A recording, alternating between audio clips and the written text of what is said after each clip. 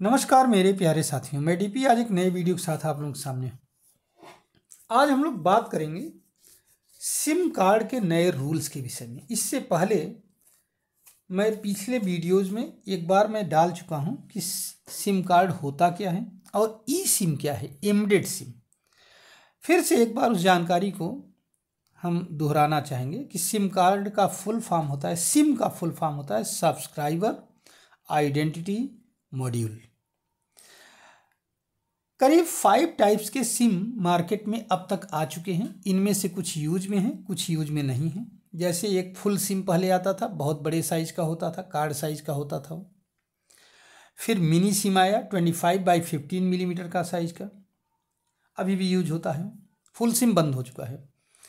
Micro SIM आया, micro SIM 12x15 millimetre का होता है, ये भी यूज में है। और नैनो सिम है जो कि आईसी के बराबर की साइज का होता है, बहुत छोटा होता है, तो ये यूज होता है। अब आजकल नया कॉन्सेप्ट ई सिम का है, एम्बेडेड सिम का है, जो कि उस फ़ोन के अंदर ही इनबिल्ट होगा और इसको आप बदल नहीं सकते हो।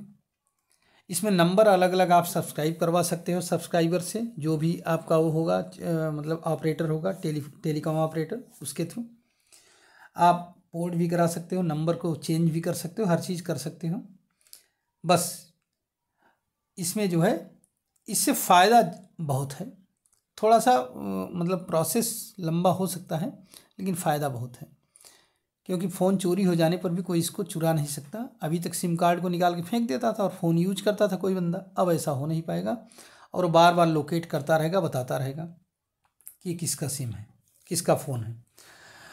आइए अब इस पर हम चर्चा नहीं करेंगे, आज हम न्यू सिम रूल्स के विषय में बात करेंगे।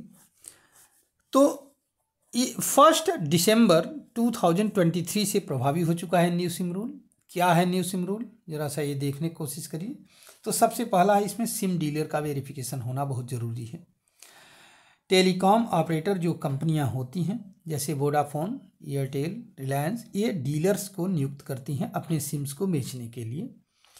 डीलर का प्रॉपर वेरिफिकेशन होना चाहिए। अगर कोई डीलर अवैध गतिविधि में संलग्न पाया जाता है तो उसको ब्लैक लिस्ट किया जा सकता है, जुर्माना 10 लाख रुपए तक हो सकता है। टेलीकॉम ऑपरेटर के ऊपर भी जुर्माना हो सकता है।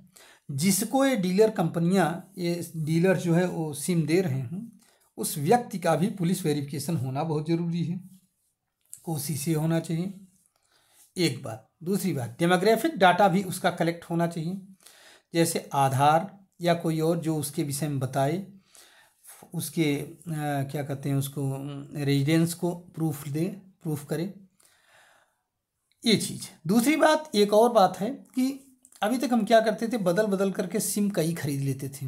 एक आदमी 10 सिम खरीद सकता था, लेकिन अब ऐसा नहीं कर सकता है कोई आदमी।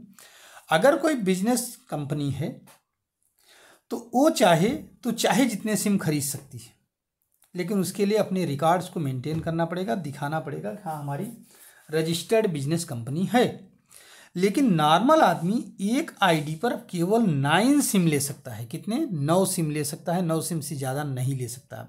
स्ट्रिक्ट रूल बना दिया गया है, ठीक है। दूसरी बात, सिम कार्ड का डीएक्टिवेशन, ये पहले भी लागू था लेकिन स्ट्रिक्टली फॉलो नहीं होता था। अब ये स्ट्रिक्टली फॉलो होगा कि अगर आपने सिम कार्ड यूज नहीं कर रहे हैं, बंद है, तो 90 दिन के तक तो आपके लिए खुला रहेगा ऑप्शन। 90 दिन के बाद में आपका सिम कार्ड बंद कर दिया जाएगा और वो दूसरे के नाम अलॉट किया जा सकता है। अभी तक ये होता था कि कई बार ऐसे देखे गए हैं कि 90 दिन तक जैसे हमने यूज नहीं किया, वो दूसरे को अलॉट हो गया नंबर, लेकिन अगर हम एक्टिवेट कर दे रहे हैं तो हमारे पास भी एक्टिवेट होता जा रहा है, हुआ वो नंबर। ये पता नहीं कैसे, या तो फिर फेक सिम बनाया गया या क्या हुआ। अच्छा, इसकी वजह से होता ये था कि हमारे पास जो मैसेज वगैरह आते हैं वो उस सिम पर भी पहुंचते रहेंगे, दूसरी वाली सिम पर। तो ये एक बहुत बड़ी बात है, ठीक है। अब दूसरी बात ये है, तो इसमें जो है बल्क सिम और कार्ड का इंश्योरेंस जो है, कितने सिम आप ले सकते हो, इंश्योरेंस कितने सिम ले सकते हैं, सिम डीएक्टिवेशन बताया। उसके बाद में पेनाल्टीज़ की बात है कि वेंडर का रजिस्ट्रेशन जो है 30 नवंबर तक हो जाना चाहिए, अन्यथा की स्थिति में 10 लाख रुपए तक फाइन लगाया जा सकता है। हर आदमी अनाप शनाप सिम नहीं बेच पाएगा, जैसे आप अभी तक मार्केट में देखते थे। हर आदमी सिम नहीं बेच पाएगा, जिसके पास अथॉरिटी होगी, लाइसेंस होगा, वही बेच पाएगा। तो ये कुछ रूल्स हैं जिनको सिम कार्ड कंपनियों को फॉलो करना पड़ेगा, टेलीकॉम ऑपरेटर कंपनियों को फॉलो करना पड़ेगा, और सिम बेचने वाले को भी फॉलो करना पड़ेगा। साथ ही साथ खरीदने वाले को भी अब सावधान रहना चाहिए। अगर कोई फ्रॉड होता है तो जो बेचा है, जिसकी वेरिफिकेशन हुई है जिस कंपनी की, उसको पकड़ा जाएगा। ये सब रूलिंग्स हैं। मुझे उम्मीद है कि आपको इस रूल्स के विषय में थोड़ी बहुत जानकारी हुई होगी। ज़्यादा डिटेल तो भाई अब उसका पूरा फोल्डर आप पढ़िए, तब समझ में आएगा। धन्यवाद। मैं अपनी वीडियो को यहीं पर समाप्त कर रहा हूँ। नमस्कार, जय हिंद, जय भारत, वंदे मातरम। अगर ये वीडियो आपको जानकारी से भरपूर लगा हो तो आप हमारे इस चैनल को सब्सक्राइब करिए, लाइक करिए और शेयर करिए। धन्यवाद।